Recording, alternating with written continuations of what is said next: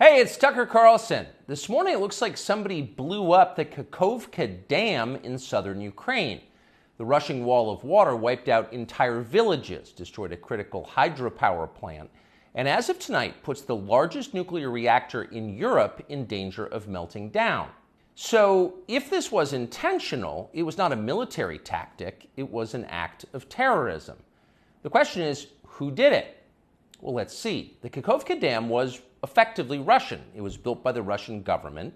It currently sits in Russian-controlled territory. The dam's reservoir supplies water to Crimea, which has been, for the last 240 years, home of the Russian Black Sea Fleet. Blowing up the dam may be bad for Ukraine, but it hurts Russia more. And for precisely that reason, the Ukrainian government has considered destroying it. In December, the Washington Post quoted a Ukrainian general saying his men had fired American-made rockets at the dam's floodgate as a test strike. So really, once the facts start coming in, it becomes much less of a mystery what might have happened to the dam. Any fair person would conclude that the Ukrainians probably blew it up, just as you would assume they blew up Nord Stream, the Russian natural gas pipeline, last fall. And in fact, the Ukrainians did do that, as we now know. It's not like Vladimir Putin is anxious to wage war on himself. Oh, but that's where you're wrong, Mr. and Mrs. Cable News consumer. Vladimir Putin is exactly that sort of man, the sort of man who'd shoot himself to death in order to annoy you. We know this from the American media, which wasted no time this morning in accusing the Russians of sabotaging their own infrastructure. Bill Kristol, the man who once told us that Saddam Hussein was responsible for 9/11, immediately denounced Putin as a war criminal and even more savagely compared him to Donald Trump. The rest of the pundit class made similar, clearly coordinated noises. Putin did it! Putin did it! And their reasoning was simple. Putin is evil, and evil people do evil things purely for the dark joy of being evil. In this specific case, Putin attacked himself, which is the most evil thing you can do, and therefore perfectly in character for a man that evil. That was their explanation. No one who's paid to cover these things seemed to entertain even the possibility it could have been the Ukrainians who did it. No chance of that. Ukraine, as you may have heard, is led by a man called Zelensky. And we can say for a dead certain fact that he was not involved. He couldn't have been. Zelensky is too decent for terrorism. Now, you see him on television, and it's true you might form a different impression. Sweaty and rat-like, a comedian turned oligarch, a persecutor of Christians, a friend of BlackRock. But don't believe your own eyes. Actually, Mr. Zelensky is a very good man. The best, really. As George W. Bush once noted, he is our generation's Winston Churchill. Of all the people in the world, our shifty, dead-eyed Ukrainian friend in the tracksuit is uniquely incapable of blowing up a dam. He's literally a living saint, a man in whom there is no sin. That's why Lindsey Graham is so attracted to him. They're just two good people, hanging out together and being good. And like all good people, when they meet in person, they spend a lot of time talking about killing people and laughing like friends do. Here's the pair last week. Free or die. Free or die. Now you are free. Yes. And we will be. And the Russians are dying. It's the best money we've ever spent. Thank you so much. No, it's... The Russians are dying. It's the best money we've ever spent, Graham says. A smile spreads across his thin, quivering lips as he forms the words. He looks like a starving man contemplating a breakfast buffet. The aroma of death has aroused Lindsey Graham. Thanks so much, replies Zelensky. He feels the same way. See, there's nothing dark here.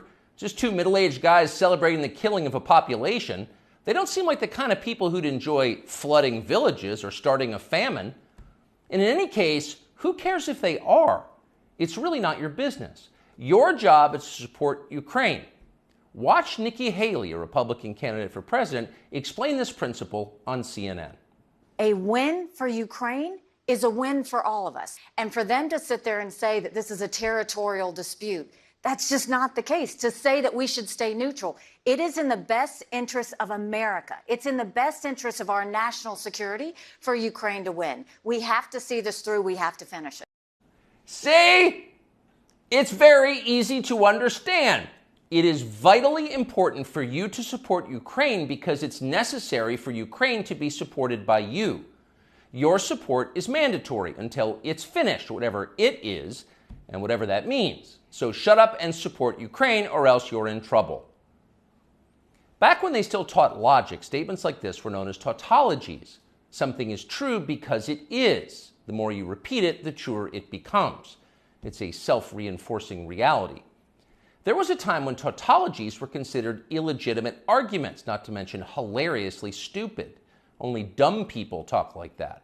Now everybody in power talks like that. Diversity is our strength. Trans women are women. Zelensky is Churchill. It's all self-evidently true. Doesn't need an explanation, and don't ask questions. Sound familiar? Of course it does. That's the pap they're serving us day after day in steaming, lumpy portions. By this point, it's possible that American citizens are the least informed people in the world. Your average yak herder in Tajikistan knows who blew up the Nord Stream pipeline. It's obvious. Does he think some skinny dude in a dress is actually a girl? Come on.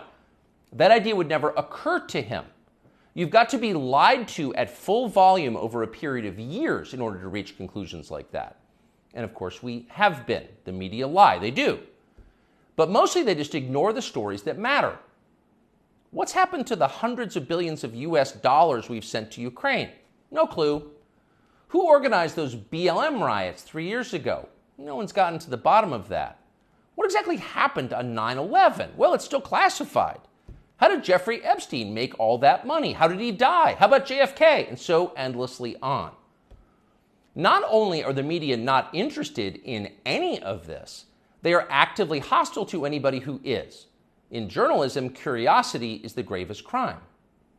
Yesterday, for example, a former Air Force officer who worked for years in military intelligence came forward as a whistleblower to reveal that the U.S. government has physical evidence of crashed non-human-made aircraft, as well as the bodies of the pilots who flew those aircraft.